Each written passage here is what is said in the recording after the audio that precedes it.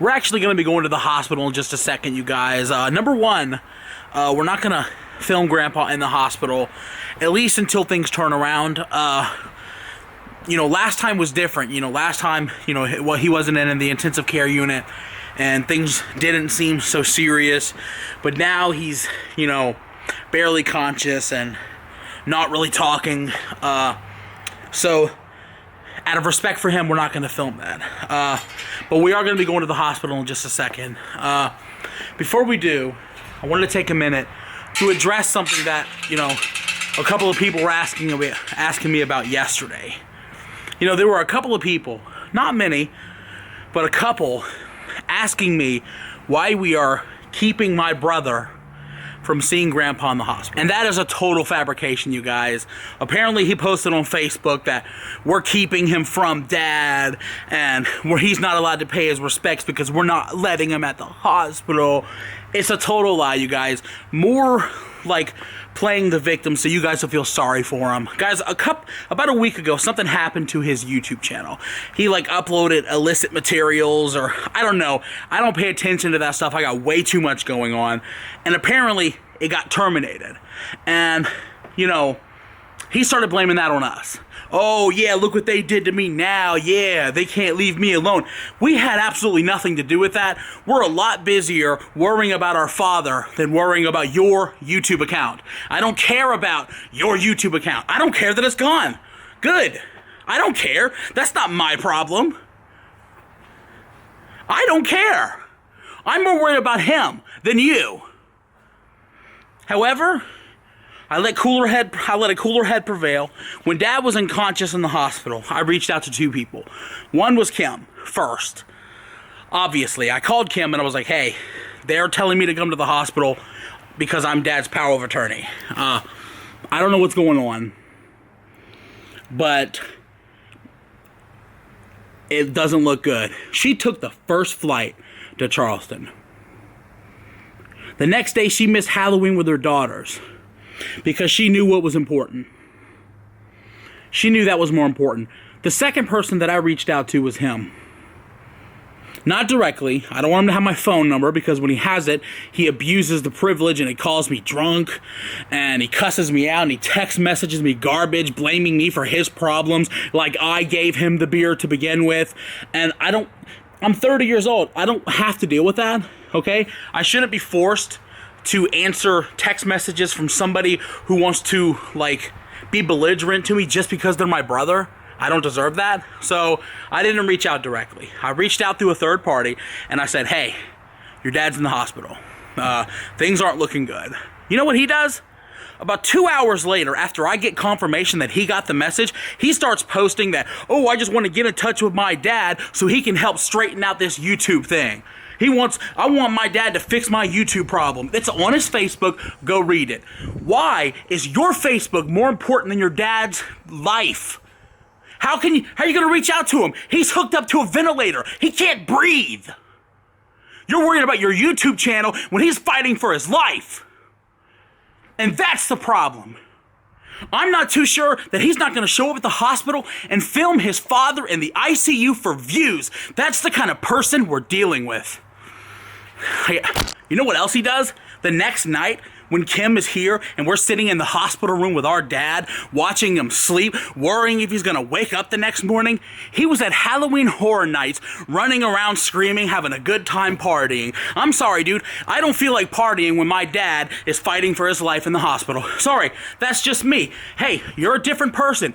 You're a different breed of human being. You don't care about anybody but yourself. And you're wondering why we don't talk to you? It's because of that. You've always been selfish. You're a sycophant. You look for, like, horrible situations that you can use to advance yourself, and it's sick.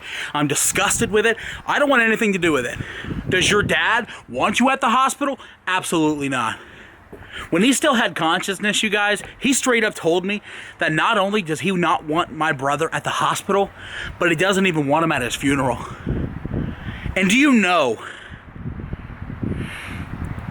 how much hurt he has to feel to say that about his own son, that he doesn't want him at his funeral? But I can't blame him. Can you blame him? He said he was a child molester. He said that he was giving prescription drugs to my nephews, and DSS prompted investigations because of that. He said he was going to shit on my dad's grave when he died. Do you know how that made him feel? And you think after all of that stuff that you pulled and gave him stress, you're part of the reason he's in there. And you think you have the right to see him? You don't. But did I extend the olive branch? Absolutely. Did you bite the hand when I did it? Absolutely. I want nothing to do with you. You're wondering why you can't see your dad? It's because of yourself. Deal with it. We just got to the hospital, you guys. Going up to see Grandpa. Is he awake? He was. He's been pretty much awake all day. Oh, that is a lot better. Thank God. Guys, like I said yesterday, you know, we really thought that, like... Yeah, we really thought we were saying goodbye yesterday. Yeah, we thought that yesterday. Like I said, I told my goodbyes to my dad yesterday. I can actually say them now without breaking out because I feel like hopefully he's doing better. I told him we've done a lot together. You made the internet proud. Said he was a legend, and he'd never be forgotten, and he won't. And that's all that I can hope for. So I did everything I could for him, while he was here, and thank God it's not looking so dire right now. That's what I was worried about. So we're at the hospital and hope for some good news. So I hope he's doing better. Hey, there we go. Last time they didn't open for me. Like, I just sat here like, am I not a person? Like, did I die on the way over here? The doors don't open for me. Okay. Get some Germex. Every time. Every time we come here, we're just like, Germex. It never works for you. You don't like it? Put your hand under it and I'll put it in quick.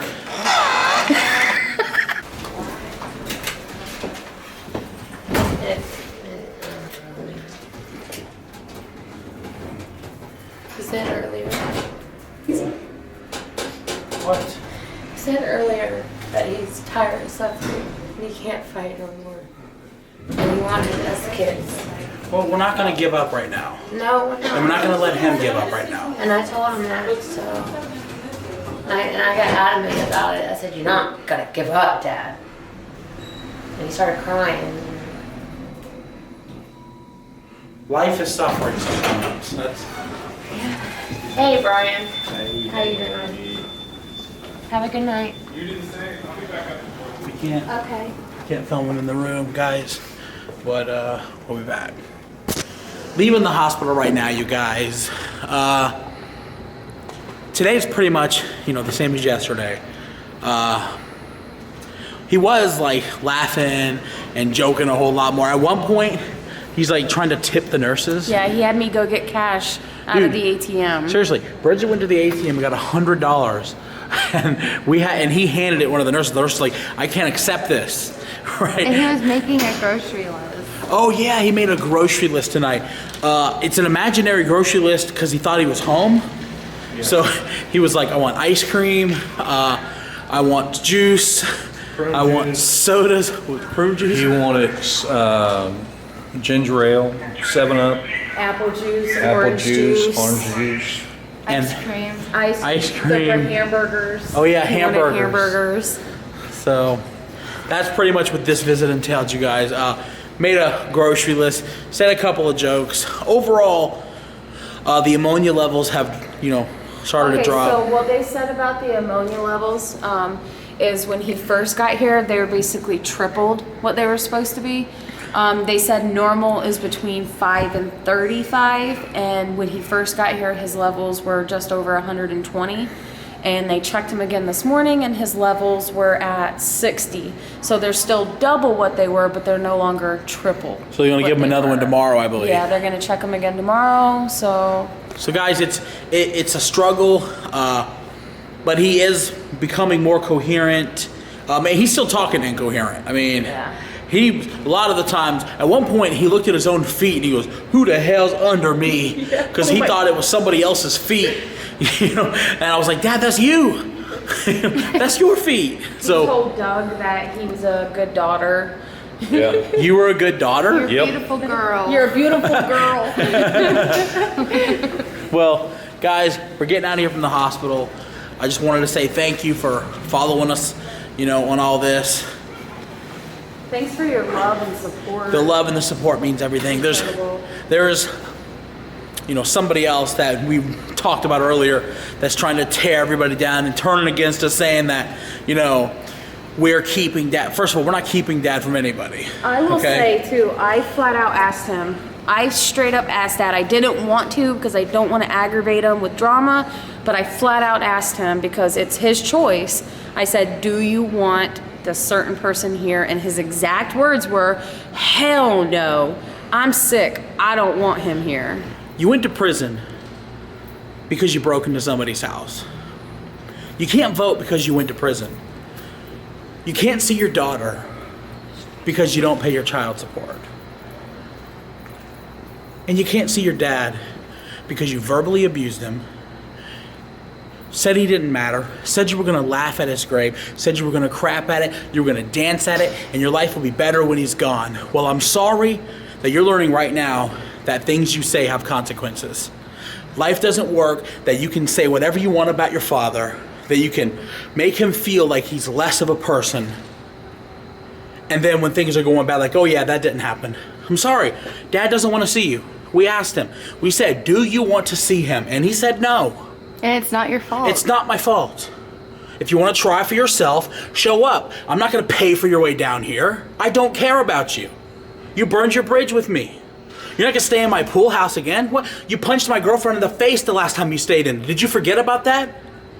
You can't stay at the other person's house because you can't stay at the other house you were staying in because you had sex with the guy's wife and you got thrown out. So there's reasons you can't stay somewhere. There's reasons why you're homeless right now. It's not my fault. It's your fault. And maybe when you realize that is when your life could finally start to change. Because until you blame everybody else for all your problems, you're never going to be a man. I wish the camera was picking up how beautiful the moon was right now. Yeah, right outside Dad's room, too. I Wow. wonder if you can see that. Oh, I'm sure he I can. hope. Bet he's It's not so caring pretty. about the moon right now. Well, no, because he saw our reflection. Oh, I'm all zoomed in on Doug's face and it's totally too dark to see him. My bad. But he saw our reflections in his hospital window and asked who the people were out there. Yeah, it started to get me worried. I was like, I'm who are you seeing? Dad? I'm like, there's No. nobody out there. I had to close the blinds for him to be able to see that it was just our reflection in there. Yeah, I was. Yeah, I was getting really worried, guys. I'm not going there. it's too dark. Well, he was asking about the child that was standing next to me. Yeah, yeah, Why is he dude. seeing things? We're not gonna. He's probably just loopy, right? That could Loopy? be loopy. It could be It's just can shadows. still be the ammonia. Yeah. It could still be the ammonia, ammonia. It's something. Yeah. It was freaky. I was like, who's I'm that like- little girl? I'm I was like like, looking Dad, next to me, I'm like, you want some where- orange juice? I'm looking next to me like, Yeah. like, okay, man. Just waiting for something to go. I'm waiting for something to Oh grab my my God. leg. I'm more optimistic than I was the other day. Yeah. I am That's- too.